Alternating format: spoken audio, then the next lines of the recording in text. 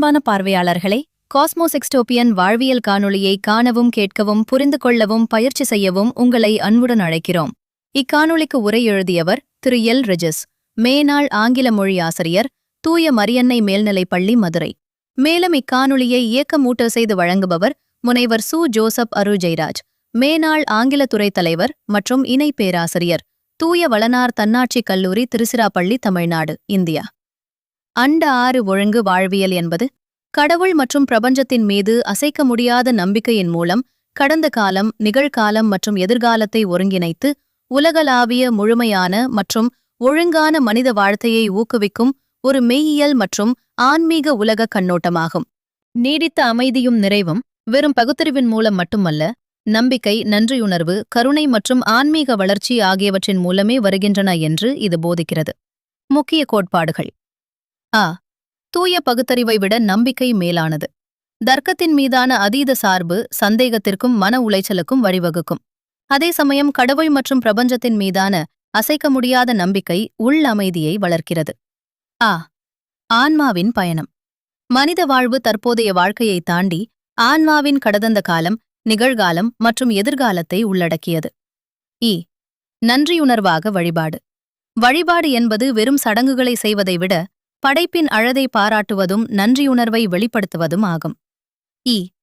முழுமையான ஆறாம் நிலை வாழ்க்கை. ஆன்மீக வளர்ச்சியின் ஒன்றோடொன்று இணைக்கப்பட்ட 6 நிலைகளுடன் இணக்கமாக வாழ்க்கை வாழப்பட வேண்டும். மனித வாழ்வின் 6 நிலைகள். 1.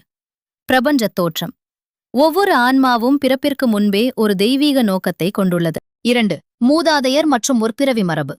பரம்பரை மற்றும் முற்பிறவி தாக்கங்களை குணப்படுத்துவது ஆன்மீக வளர்ச்சிக்கு உதவுகிறது. 3. நிகழ்கால விழிப்புணர்வு. ஒழுக்கம், பொறுப்பு மற்றும் உணர்வுபூர்வமான முடிவெடுத்தலுடன் நோக்கத்துடன் வாழுங்கள். 4. பிரபஞ்ச நல்லிணக்கம். மனிதகுலம், இயற்கை மற்றும் அனைத்து படைப்புகளுடனும் அமைதியான சகவாழ்வை வளர்த்தெடுங்கள். 5. எதிர்கால ஆன்ம விரிவாக்கம். மரணம் ஒரு மாற்றமாக பார்க்கப்படுகிறது. இதில் உணர்வு நிலை அதன் ஆன்மீக பரிணாம வளர்ச்சியை தொடர்கிறது. 6. தெய்வீக ஒருங்கிணைப்பு.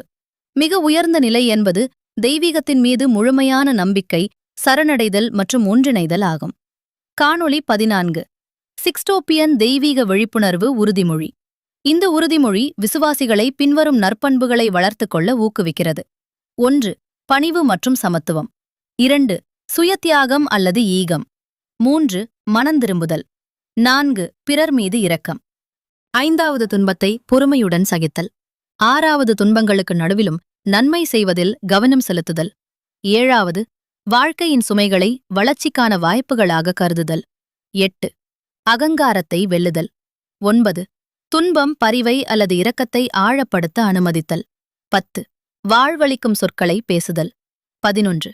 பிறரை நேர்மறையாக பாதித்தல். 12. பிறரின் மேன்மையான லட்சியங்களுக்கு ஆதரவளித்தல். 13. பலவீனத்தை ஏற்றுக்கொள்வது. 14.